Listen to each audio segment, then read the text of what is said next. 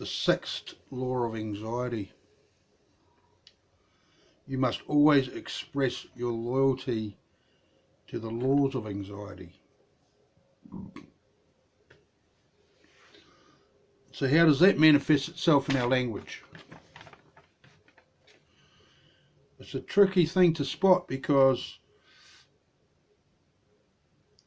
we're a long, long, long way from where all this became social norms, you know.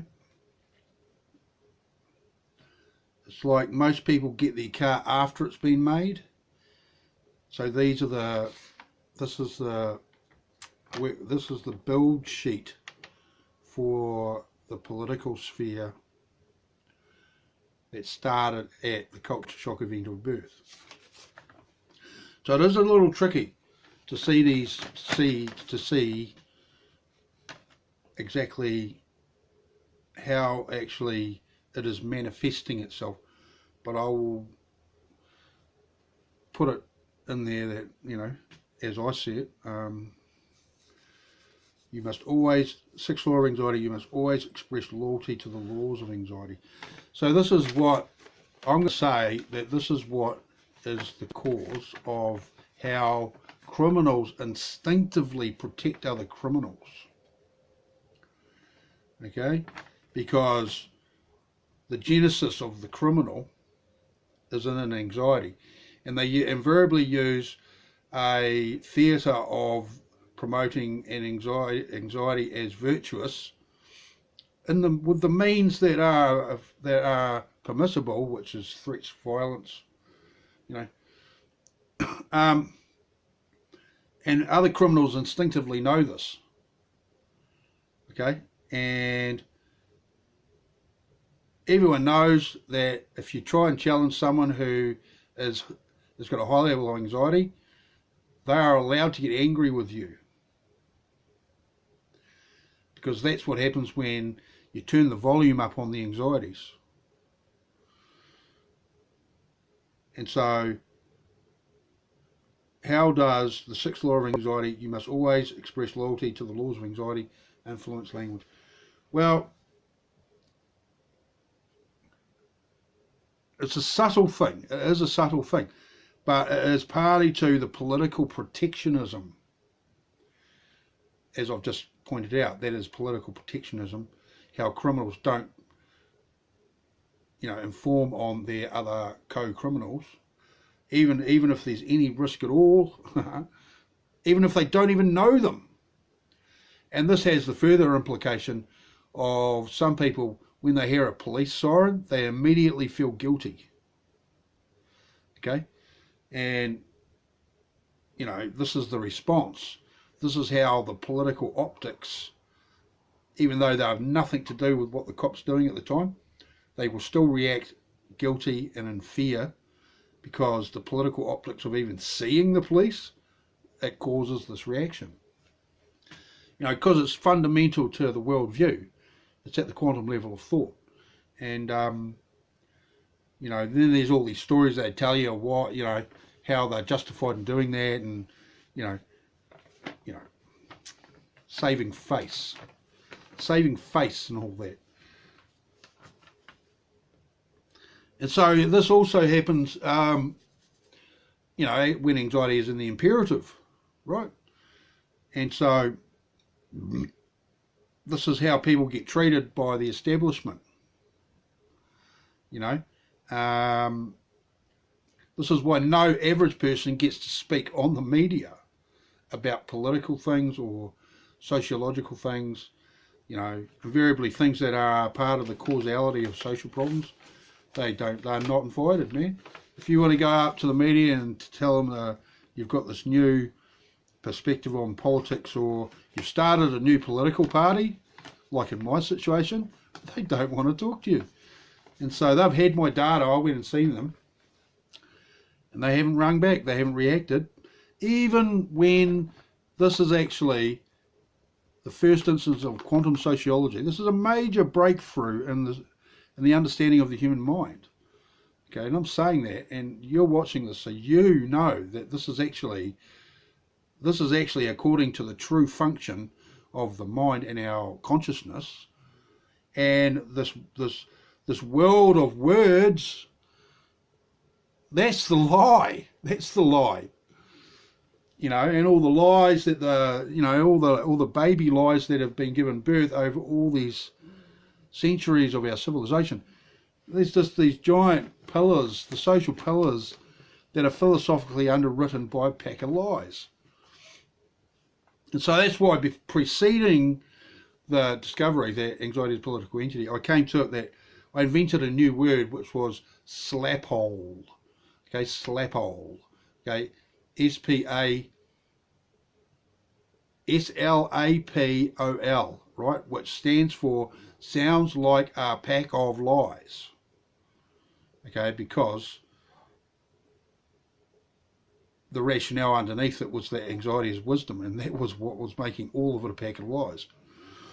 The whole situation, consciousness would have not only gone about it a whole lot differently, the conversation, but consciousness would have, this would never even have come up if consciousness was in control. And that's the serious point, man. And so we know the media talks about what they talk about, and a lot of people talk about what they talk about. And there's a lot of practices, and it's heavily evidenced by the character and behaviour of business. Actually, it's very much it materialises with the frequency of advertising and what they think they can get away with, right? What they think they can get away with. So you can't, this is why it's been impossible to really get this question talked about. Why is there so much violence in the television, right?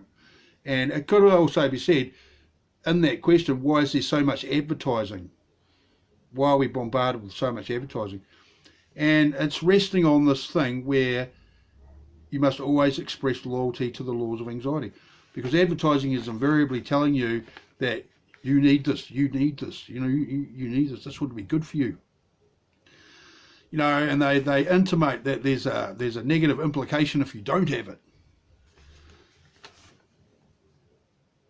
And so, you know, thus has that law, that behaviour, that observed social norm had an influence over the development of our civilization, because it has control of the language. It pays its role in language. And you've got to remember, it's not just the individual laws ever, it's all 8 of them all at once. So if you get someone there and they have a situation where they know you must always express loyalty to the laws of anxiety, you must allow others to conceal their anxieties, you must accept without question the dishonesty that is caused by the first 3 laws, you must acquiesce to they that are expressing the most anxiety, right? Well, that sounds a hell of a lot like the UN Security Council, you know. And you know, you tell me about any senior manager of a company, not the owner, the senior manager person, okay, trying to communicate the instinctively intuited anxieties of the owner that he is imagining that they have, right? He's imagining that the owner has, because he believes that anxiety is wisdom, so he always goes with a politically correct, he does things according to the political correctness of anxiety, okay? And so then he faithfully transmits that anxiety down to the people under him, okay? And this is making a mockery of communication, big time, you know. And the quality of the quality when the process that makes the money is actually initiated, it is a vastly reduced quality. You know, composition of the event of people learning about what they have to do and then progressing to what they have to do and completing what they have to do. That composition of events is very much affected by how the imperative is put on you know, the imperative focus is put on the anxiety, right? And it's completely ruining, you know, it's completely undermining the possible quality of the experience people have together and the way in which the business functions, actually. You know, that's the fact of it, man. You know, if this wasn't the case, lean manufacturing technology wouldn't exist. Because if this wasn't the truth, then everyone would be lean manufacturing experts just by instinct, right? And if you haven't heard of lean manufacturing, Google it. It's about making your business environment as strictly as efficient as possible and have nothing in the workspace that isn't specifically required for doing the work in that environment, right? And then there, on top of that, is beautifying the working environment. That's lean manufacturing. So otherwise, yeah, well, there you go. Lean manufacturing wouldn't exist if this didn't exist. And so this is the implication of it. So if this to say you got this here, the environment that's governed by this, and then you come in with your lean manufacturing people and completely re-establish process and this memorandum of understanding, and then you get the business as it is after that experience, right? Okay, well, what they've done is they've actually removed the consequences of the 8 laws out of the business environment. I mean, they do say the fish rots from the head down, and this is kind of that's a kind of a truism about that can be applied to this. The consciousness hijacked by anxiety then transmits its wisdom to the people down it, and its compulsion to control what everyone thinks, and la-dee-da, mate. And this is all what's been going on, man. So yeah, that's the implication of it. So as I said, a 6th law of anxiety: you must always express loyalty to the laws of anxiety. So not only do criminals actually not inform on other criminals instinctively, they have this whole political anti-authority thing because of this, actually. Because the police, to the criminals, right, the police look like consciousness while they are trying to promote the highest level of anxiety, which makes them feel stronger and bigger, and bigger in the political sphere. That's the whole thing of it. That's all they are, politicians that actually have no money, and they actually it's kind of replicated exactly the same, and so yeah, and so this is the world we live in. And so that's why I say really poor people and really rich people, they've got one thing in common, right, which is neither of them value education. The poor person just gets better at being poor and making their life, they're making their life a more quality experience while they're poor, and they just get better at that. And also the rich people, they don't want to change a single thing. They just want to keep making money, and money is then the only thing that exists to them, which is equal to the political status poor people strive to get when there is a giant vacuum of resources. And in the rich person's case, there's a giant vacuum of resources because that's created by this compulsion to have control, and the speedometer they're using is money. Okay, and so they've got this fictitious race they're in between each other of who's got the most money, and it's a race no one can ever win because they're not having a race to end the race. That's the thing of it. And so this is the, and that applies to these poor people as well. Street hoodlum people, they're madly trying to win this political race against everyone else, and there's no outcome. There is no outcome because the premise of their worldview is anxiety. And anxiety doesn't want a solution. Anxiety wants things to stay exactly as they are now And so this is philosophically underwriting how rich people and poor people, neither of them value education. And so a lot of the political sphere in both those camps it's a very real thing that everyone must always express loyalty to the laws of anxiety, because that's how the political sphere works. Okay, so this is the thing of it, and so that's why the aversion to communicate exists, because people that are all into this political sphere, hardcore political hierarchy, they have an aversion to communicate, because anyone that channels consciousness can make them look like stupid people. Anyone. Because consciousness is primarily interested in solutions, and it is a willing communicator. While the person that believes that anxiety is wisdom has an aversion to communicating, and they secretly don't want solutions. They're motivated to maintain the situation exactly as it is, because the situation that I'm talking about is actually only the vehicle of their anxieties. And it's the anxieties that are the primary focus of what they're saying.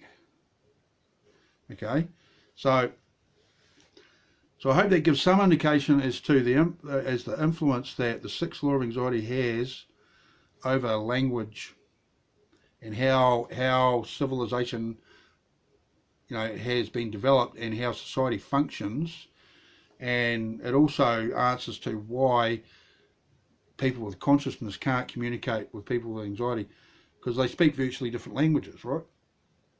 And so with all this taken into account, this is why the language consciousness uses has had absolutely zero effect on changing the nature of anxiety sufferers, because anxiety was created at a time when there was no language, and that is how it exists at the quantum level of thought. It's not a thing of language at all. And so this is something that's really serious. That's a serious issue, what's stopping development as well.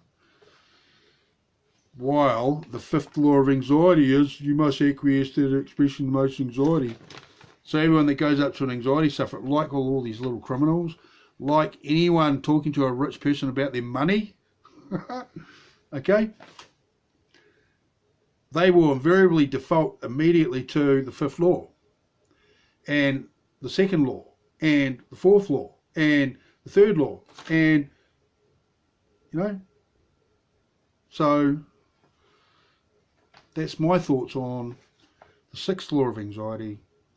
You must always express loyalty to the laws of anxiety. Unless you produce a qualification of anxiety where you can figuratively hold it in your hand and look at it, and in doing so the political optics are you've separated it from yourself and you've rendered anxiety tangible for the first time in the history of the human race. Game on, bro. Game on, everyone. This is the thing. It's made anxiety tangible. There's all this effect on communication because it's intangible. And now anxiety is tangible. Happy day.